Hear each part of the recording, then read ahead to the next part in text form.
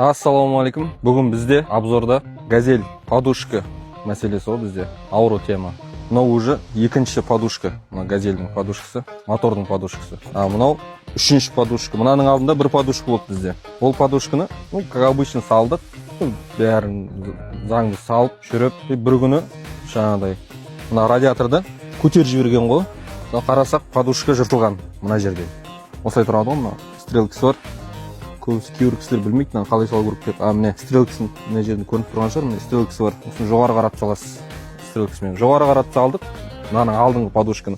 Ол кезде мына жерін үзіп жіберді, мына жерін. Сонан біз алдық та басқа жаңа подушка сатып алып, мынаны үзбес үшін мына жерден бұны сверлетіп сквозной кестік, мына жағынан осылай. Кесіп салдық. Біраз жүрді енді, бір жылдай ма жүрді, бір жыл жүргеннен кейін тағы да мына жерін, мына газельдің осы жолы мынаны көтеріп жіберген жоқ. Мынаны жұлып алды ғой, мына жерін. Радиатордың жаңа радиатор. Осы подушканың кесірінен. Енді біз не істейміз? Жұлып алған себебі мына жері.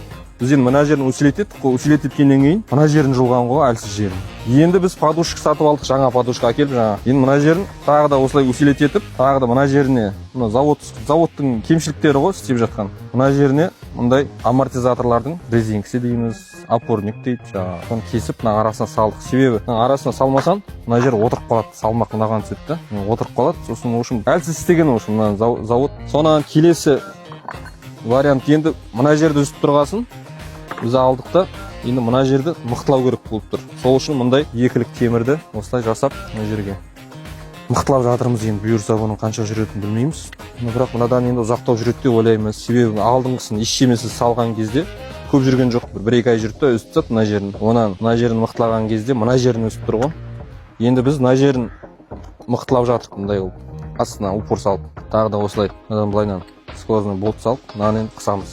Енді күш мынаған, енді күш мынаған түседі, және мынаған түседі, и мынаған түседі. Енді осы жол көреміз енді болашақта. Осының кесірінен шығынға қалып жатыр мындай. Радиатор, жап-жаңа радиатор. Енді бұл жолы енді радиаторды басқасын салып жатыр. Анау енді пластмасс болды, енді алюминий.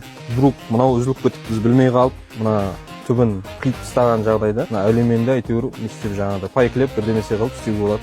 Себебі қымбат тұрады мына радиаторлар. Мына радиатор мысалы 40 мың тұрады. Енді анау арзандау тұрады, пластмасс түрі 25-30 мың. Оның өзі шығында. Шығыннан бұрын қаншама жұмыс осы подушканың кесірінен. Ол үшін газеля дейтін ағайын, сіздерге мынау енді білмеймін, лайфхакты көреміз енді. Бірақ мынау пайдасын берді алдында, мынаусыз сквозной кесіп бүйтіп усилететіп қойған пайдасын берді. Бірақ мынау болған жоқ. Енді біз мұнараға усилететіп жатырмыз, мына жерді усилететіп жатырмыз. Үшінші мынаумен уже. Болашақта көре жатамыз енді қаншаға дейін баратын. Мынау енді жаңағы страховка. Осы подписка жасап, лайк басып қойыңыздар, тіркеліңіздер. Әлі де қызық видеолар болады. Келесі кездескенше.